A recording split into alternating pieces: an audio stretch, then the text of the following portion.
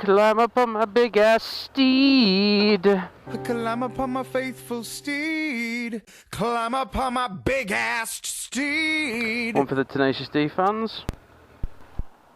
Hello and welcome to Ground Zero. This is where my accident happened. But first, look at my new bike. Those of you who actually met me or saw me on Wyvern's Chippy Run, it's exactly the same.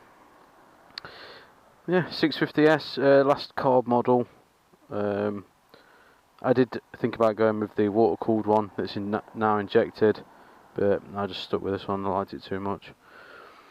07 reg, black screen as you see, double bubble type thing. I've seen it quoted on a lot of reviews as the Ford Focus of bikes, which I can totally agree with, but I'm not going to set the world on fire, especially in the next few months, considering the other one got totaled. So, what I'm going to do is, provided there's no absolute monkeys about, is show you where I had my old crash. Where I had my crash, okay? Basically, I was travelling from this direction, as you can see here, down here.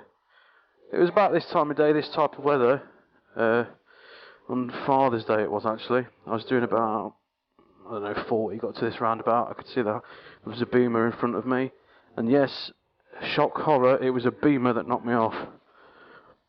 To be fair, the guy wasn't that bad, he just, yeah. So, as you can see here, this roundabout here, this is the turning to the A46 south towards Leicester, which the guy wanted to take, that turning. And what many people do, because this is quite new, it's only about 18 months old, this section of road. Everyone's going to think I'm broke down or something, but never mind. See, look, she didn't really know what she was doing there. Anyway, a lot of people will miss this turning and do a U-turn right around that island there. And what this guy had done, he'd done that, he pulled over to the left. I went to pass him very, very slowly, and as I was probably doing about 20, maybe even less than that, and I was about, I don't know, 8 feet from the back of his car. Now, that Bandit, the headlights always on when the engine's running. You can't, there's nothing you can, you can't have it off, so. And I positioned myself well over to the right. I'm just going to take you in the direction that I was actually travelling. You probably see it much better now. So I went to pass that guy, and he did a U-turn as I was about 6 feet away, and I just had nowhere to go, absolutely nowhere to go.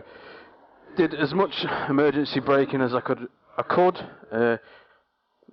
and I just clipped the very back bumper of his car. Yeah,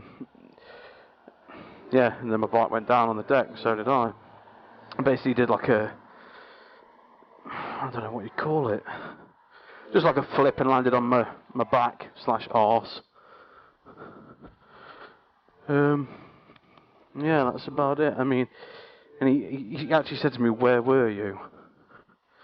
Yeah. I said, "I was behind you, mate." And his words to me, "Oh, so you were overtaken?" I said, "You stopped." Oh. And he just did a U-turn without indicating or looking.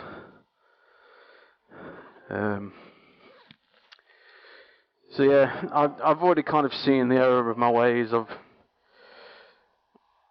you know, who was right and wrong isn't really the point of it. Because, as I've probably said in another video already, the claim was awarded solely to me, and my bike got written off, and I got the full value of my bike, which was the full value. I didn't get ripped off with that, so I was happy about that. Yeah, just because it was 100% somebody else's fault doesn't make it any better.